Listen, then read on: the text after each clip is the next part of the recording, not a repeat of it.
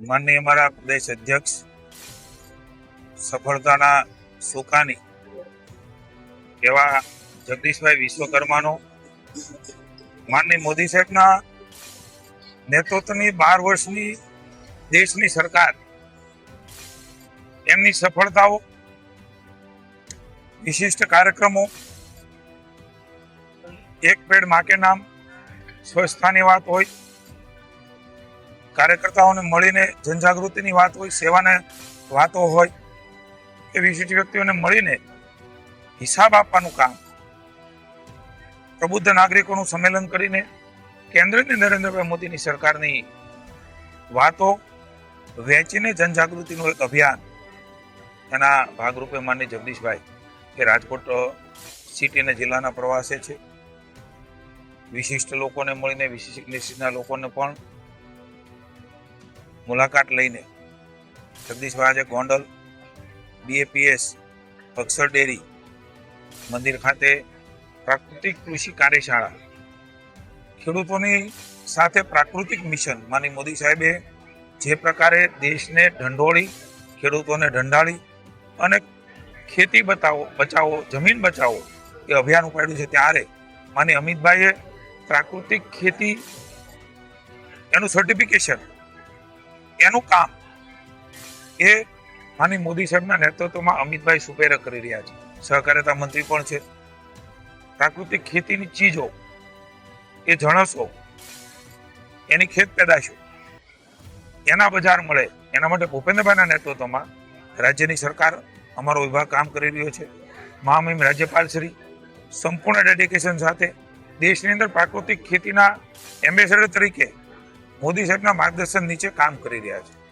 અમને આનંદ છે કે આજે પ્રાકૃતિક ખેતી સેમિનાર હજારો ખેડૂતોની વચ્ચે માનનીય જગદીશભાઈના અધ્યક્ષસ્થાને થયો છે. હું સૌ ખેડૂતોને વિનંતી કરું છું, ખરીફ સિઝનની શરૂઆત થઈ રહી છે, ક્યાંય પણ ઉત્પાદન ઘટતું નથી. પ્રાકૃતિક કૃષિ યુનિવર્સિટીની 4 યુનિવર્સિટીએ સંયુક્ત રીતે સંશોધન કરીને જાહેરાત કરી છે. ઓથેન્ટિકેશન તરીકે એમણે જાહેરાત કરી છે કે પ્રાકૃતિક ખેતી કરવાથી ખેત પેદાશો ઘટતી નથી, ક્યાંક વધે છે, ક્યાંક પેરેલલ રહે છે. એને માર્કેટિંગનું કામ છે સરકાર કરી છે. ત્યારે સાથે મળીને 8 લાખ ખેડૂતો આજે જોડાણા છે અત્યાર સુધીમાં. આવનારા સમયમાં પણ લાખો ખેડૂતો જોડવાનું કામ એ ભૂપેન્દ્રભાઈના નેતૃત્વમાં મારી વિભાગ કરવાનો છે.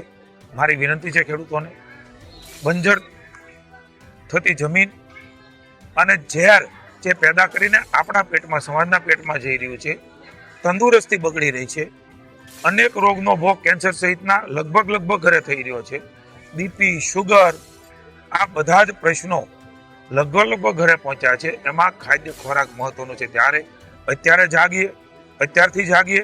આપણા ખેતરમાં 2 વીઘા, 5 વીઘા, 10 વીઘા એ પ્રયોગ કરીએ અને સફળતા પછી ધીરે ધીરે કરીને સંપૂર્ણપણે આપણે પ્રાકૃતિક વળીને નવી પેઢી, નવી નસલ એમને બચાવવાનું કામ સાથે મળીને કરીએ. મોરબીની અંદર ઉપવાસ પર ખેડૂતો બેસવાના છે, આવતીકાલે આંદોલન શરૂ થવાનું છે. ખેડૂતો માટે હંમેશા રાજ્યની સરકારે સંવેદના રાખી છે. હમણાં 25,000 કરોડ એટલે ખરીદી અને પેકેજ આખા ઇતિહાસમાં ક્યારેય કમોસમીમાં ન મળ્યું હોય એ પ્રકારની મદદ ચાહે કોઈ પણ વિપક્ષની સરકારો હોય ત્યાં પણ નથી. હું રાજનીતિની વાત કરવા નથી માંગતો. ખેડૂત એ અમારા માટે પ્રાયોરિટી છે, પ્રોપોગેન્ડા નથી, એજન્ડા નથી. ખેડૂતની ખુશાલી માટે માનનીય મોદી સાહેબના નેતૃત્વમાં અનેકવિધ ખેડૂતોની યોજનાઓ અને સામાન્ય સમાજની, આયુષ્યમાન ભારત કાર્ડ, શુદ્ધ પીવાના પાણી, ગ્રામીણ તંત્રને મજબૂત કરવાનું કામ, વીજળી 24 કલાક આપવાનું કામ, એમને અલગ પ્રકારે એમના લાભ કેવી રીતે મળે. હું ગણાવવા જાઉં તો ખૂબ બધી યોજનાઓ છે, ભૂતકાળમાં ક્યારેય કોઈ સરકારે નથી આપી. નાની મોટી સમસ્યા આવે ત્યારે રાજ્યની સરકાર એ હંમેશા ખેડૂતોની બાજુમાં પડખે ઊભી રહી છે. ખેડૂતોને જ હંમેશા પ્રાયોરિટી આપી છે, પ્રોપોગેન્ડા નથી કર્યા. હું સમગ્ર ખેડૂતોને વિશ્વાસ અપાવું છું.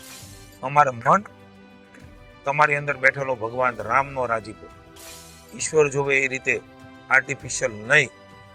તમને જે જરૂરિયાત હોય, ભૂતકાળમાં પણ ભૂપેન્દ્રભાઈએ બોલ્યા વગર ખૂબ કર્યું છે. બધી જ વ્યવસ્થાઓ, સરકારી વ્યવસ્થાઓ, સરકારી તંત્ર અને લાંબા ગાળાનું આયોજન એ હંમેશા ભૂપેન્દ્રભાઈનો દ્રષ્ટિકોણ રહ્યો છે. ટૂંકા ગાળાના આયોજન, ટૂંકા ગાળાની નીતિઓ અને કોઈની લોભામણી વાતો અને શોર્ટકટ એ ક્યારેય રાજ્યની સરકાર અપનાવતી નથી. અનેક વ્યવસ્થાઓ એ વીજળી મંત્રી માનનીય ઋષિભાઈ કૌશિકભાઈ મુખ્યમંત્રી સાથે અનેક બેઠકો થઈ છે. મને સ્વયં મુખ્યમંત્રીશ્રી કહ્યું છે ખેડૂતોને ભરોસો આપજો, રાજ્યની સરકાર ખેડૂતોની પડખે છે. એના માટે જે નિર્ણય લેવો પડે એના હિતમાં એ નિર્ણય એ તમામ વ્યવસ્થાઓ આજુબાજુની જોઈને ખેડૂતોની મુશ્કેલી સમજીને એ નિર્ણય રાજ્યની સરકાર લેશે. ક્યારેય જસ અબજસ મેં કર્યું, આણે કર્યું, આને જસ જાય છે, આને જસ જાય છે, આ પ્રકારની રાજનીતિ એ ખેડૂતોના નામે ન કરી એ ભારતીય જનતા પાર્ટીનો સિદ્ધાંત રહ્યો છે. ક્યાંય પણ કોઈને પણ મુશ્કેલી ન પડે એમના માટેની સરકારે તમામ વ્યવસ્થાઓ ભૂતકાળમાં કરી છે, ભવિષ્યમાં પણ કરવાના છે. મારી વિનંતી માત્ર એટલી છે કે એજન્ડા નથી, પ્રાયોરિટી છે. એને એજન્ડા ન બનાવીએ. ખેડૂતોને મદદ કરવા માટે થઈને કોઈ પણ આગળ આવતા હોય, આ મારા બધા જ વિષયો ખેડૂતોના માથે ન થોપે એવી પણ વિનંતી છે. ખેડૂત એ ખેડૂત છે. એ કોઈ પણ સમાજ, કોઈ પણ વર્ગ, કોઈ પણ જ્ઞાતિ, કોઈ પણ ધર્મ અને કોઈ પણ પાર્ટીનો કેમ ન. અમારે મન એ ખેડૂતોની પ્રાયોરિટી છે. ત્યાં સુધી માનનીય મુખ્યમંત્રીશ્રી આદેશ કર્યા છે ખેડૂતને અત્યારે કોઈ હાલાકી ન પડે. જ્યાં પણ ખેડૂતને મુશ્કેલી છે કેટલાક એરિયામાં, એ એરિયા સ્પેસિફિક તાત્કાલિક કોઈ મુશ્કેલી ન પડે એની સૂચનાઓ પણ આપી છે. અને ભવિષ્યમાં એ પ્લાનિંગના આયોજન સાથે રાજ્યની સરકાર એમાં આગળ વધવા માંગે છે. ખેડૂતોને પુનઃ વિનંતી છે, આપે હંમેશા એ ખેડૂતલક્ષી હિતલક્ષી કેન્દ્રની અને રાજ્યની સરકારને આશીર્વાદ આપ્યા છે.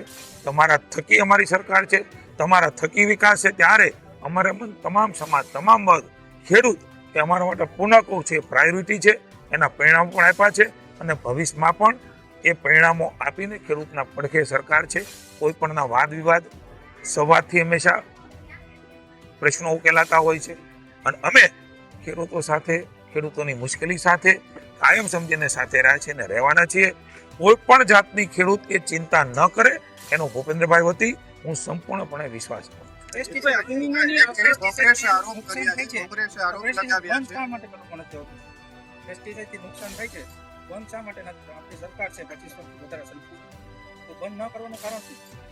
ખેડૂતોને જાગૃત કરવાનો વિષય છે.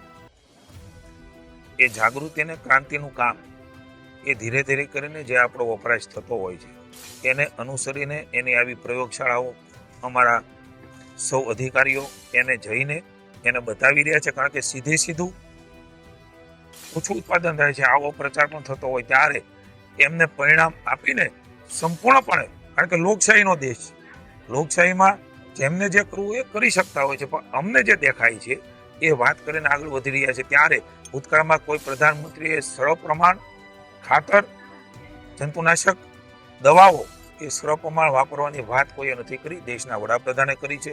અને પ્રાકૃતિક ખેતી, ઝીરો બજેટ ખેતી, ગૌ આધારિત ખેતી મહામહિમ રાજ્યપાલ શ્રી ભૂપેન્દ્રભાઈ અને અમે એ વાત કર્યા છે. આને કોઈ ટેકો આપવાની વાત નથી કરતા. ભવિષ્યની ચેલેન્જને કેવી રીતે આપણે સાથે મળીને ઉપાડીએ એની સાથે અમે તમને પણ વિનંતી કરીએ છીએ, સૌને વિનંતી કરીએ છીએ ખેડૂતોને ખેતરમાં કંઈ જ ન વધે એવી બંજર જમીન થઈ જાય એ પહેલા જગાડીએ. અને આ વર્ષે હજી ખરીફ સિઝન શરૂ થવાની છે ત્યારે મારા ખેતરમાં 2-5 વીઘા, મારી પાસે 10 હોય તો 2 વીઘા કરું, પરિણામ મળે અને એના તરફ આપણે આગળ વધીએ. હું કોઈ રાજનીતિની વાત કરવા માટે આવ્યો નથી, ખેડૂતોના હિતની વાત કરવા આવ્યા છીએ. મેં કહ્યું અમારે મન એ કોઈ પ્રોપેગેન્ડા નથી. રાજનીતિ ન કરીને ખેડૂતો માટે જે થઈ શકે એ રાજ્યની સરકાર કરી રહી છે, કરશે એનો સંપૂર્ણ ભરોસો અને વિશ્વાસ આપું છું. મેં કહ્યું હું રાજનીતિની વાત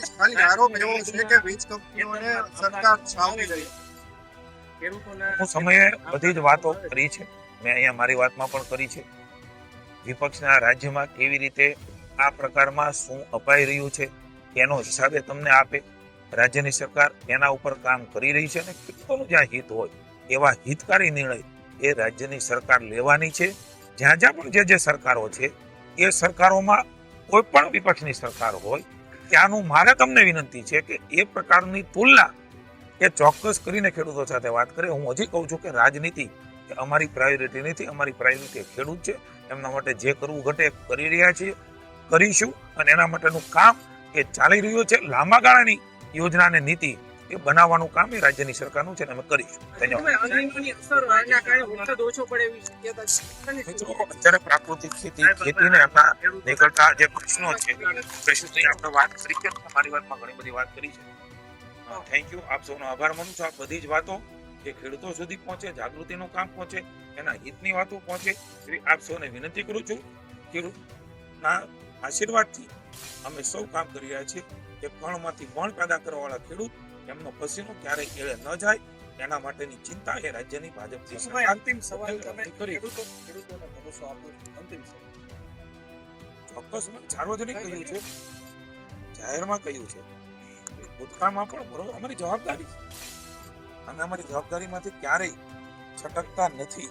અને મને ખુશી છે કે રાજ્યના ખેડૂતો શું કરે સમજે છે અને એના પરિણામો, કોઈ રાજનીતિની વાત નથી કરતો, આપ સમજો છો. સમયે લોકશાહીમાં ખેડૂતોએ આપ્યા છે. હું ખેડૂતનો ઋણ સ્વીકાર કરું છું. આ અભિયાન હોય કે સરકારની બાબત હોય કે સમાજની બાબત હોય, હંમેશા ખેડૂતોએ સહયોગ એ સમાજના હિતમાં આપ્યું છે.